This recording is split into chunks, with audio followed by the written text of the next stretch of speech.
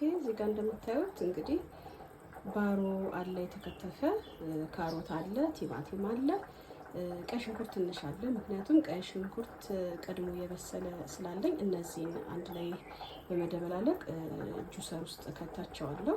እዚህ ጋር አንድ ላይ ሁሉንም ከከተትን በኋላ በዚህ በጁሰሩ እንፈጨዋለን። ከዛ በኋላ እናበስለዋለን።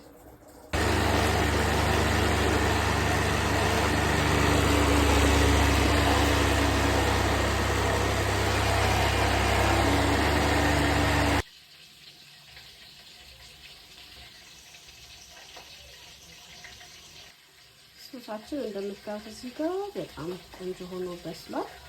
የጥብስ ቅጠል፣ ትንሽ ገውስ፣ ቆንጆ በርበሬ፣ ነጭ ሽንኩርት የተደረጉ ቅመሞች ናቸው። አሁን ደግሞ ወደ ቤሻሜል አሰራር እንሄዳለን። ቤሻሜላችንም እንደምታዩት ቆንጆ ሆኖ በስሏል። የተጠቀምኩት ቅቤ እና ትንሽ ዱቄት ያደረኩት፣ እዚህ ላይ ትንሽ ኮረሪማ አድርጌበታለሁ። ከተከተፈ በኋላ ክሬም ካለ ክሬም እንጨምራለን፣ ከሌለ ወተትም ማድረግ ይቻላል። እንግዲህ እንደምታዩት እኔ የተጠቀምኩት በጣም ትንሽዬ እቃ ነው፣ ምክንያቱም ለሁለት ሰው የሚሆን ላዛኛ ነው የምሰራው። እንደምታዩት ላዛኛው በስሏል። ቤሻሜላችንም ቆንጆ ሆኖ ደርሷል። ሶሱም ይሄን ይመስላል። እንግዲህ አሁን ደግሞ አንድ ላይ ካስገባው በኋላ የምናየው ይሆናል።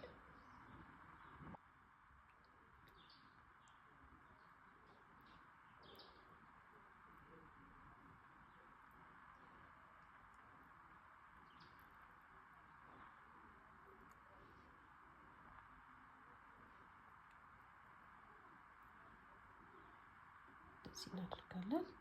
እንግዲህ እንደምታዩት ፋይናሉ ይሄን ይመስላል። ኦቨን ከመግባቱ በፊት በጣም ብዙ ቺዝ ነው ያደረኩበት እኔ፣ ምክንያቱም እኔም ልጄም ቺዝ እንወዳለን እና ለሁለት ሰው የምትሆናት እቃዋም ራሱ በጣም ጥንጥዬ ናት።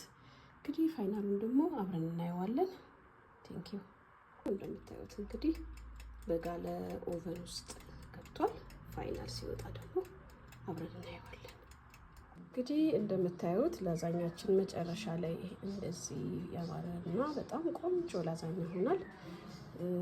እኔም ልጅ የምንወደው ከላዩ ደረቅ ሲል ስለሆነ ደረቅ አድርጌዋለሁ። ይህንን ይመስላል።